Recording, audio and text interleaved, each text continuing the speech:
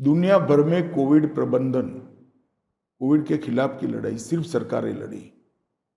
यहाँ केंद्र सरकार, राज्य सरकार, म्यूनिसिपल कॉरपोरेशन, जिला पंचायत और 140 करोड़ नागरिक साथ में मिलकर ये लड़ाई लड़े और इसी के कारण सफल हुए। मुझे ठीक याद है, उन्होंने कहा था जनता कर्फ्यू कर दो। सब लोग मजाक करते थे और जनता कर्फ्यू हुआ था। 130 करोड़ की आबादी रोड पर नहीं निकली थी एक दिन, कोई सर्कुलर नहीं था, कोई लॉकडाउन नहीं था, मगर वो मन बनाकर लॉकडाउन किया।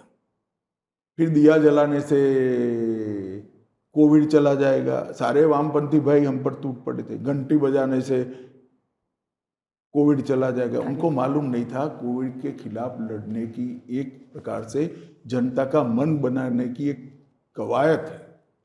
जो जनता के बीच में रहते हैं, संगठन के शास्त्र को समझते हैं, वो ही समझते हैं कि लड़ाई के अंदर सबको इन्वॉल्व करना पड़ता है, अकेले नहीं लड़ सकते।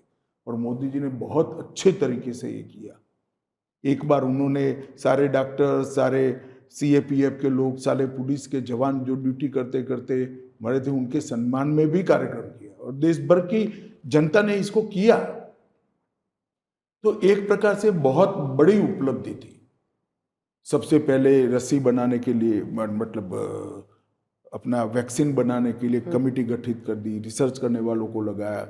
भारत सबसे पहले रस्सी बनाने वाले 2-3 देशों में एक था। और फिर चैलेंज था कि 130 करोड़ लोगों को कैसे रस्सी पहुंचाना, रस्सी मतलब वैक्सीन देकर फिर उसको सर्टिफिकेट देना। टेक्नोलॉजी का उपयोग कर कर सभी को वैक्सीन भी दिया और उसका सर्टिफिकेट भी मोबाइल पर भेज दिया। अमेरिका जैसे देश में भी सर्टिफिकेट लेने में 1.5 महीना लग गया था और हमारे यहाँ वैक्सीन होते ही सर्टिफिकेट मिल जाता था। और सब जगह वॉलंटियर्स लगे थे, सब जगह सरकार के लोग लगे थे, सब जगह सभी दलों के लोग लगे थे। कम से कम 35 से ज़्यादा वीडियो कॉन्फ्रेंस करी थी मुख्यमंत्रियों के साथ, राज्यपालों के साथ, कर्मचारियों के साथ। तो ये जो लड़ाई है, और दूसरे चरण का जब कोविड का लहर आया तब मुझे बराबर याद है देश में ऑक्सीजन की कमी हो गई थी। हमारी उत्पादन करने की जितनी क्षमता थी इससे 9 गुना रिक्वायरमेंट हो गई थी। मोदी जी ने दिन रात कर ऑक्सीजन की कमी के साथ पूरी सरकार, पूरी राज्य सरकारें, इंडस्ट्रीज, सब लोग लड़े। दुनिया भर से कई प्रकार के ऑक्सीजन को भरने के सिलेंडर्स रातों रात इंपोर्ट किए गए, सेना को लगाई गई, ट्रेन के अंदर रातों रात इसके डिब्बे बनाए गए, अलग लाइन चली।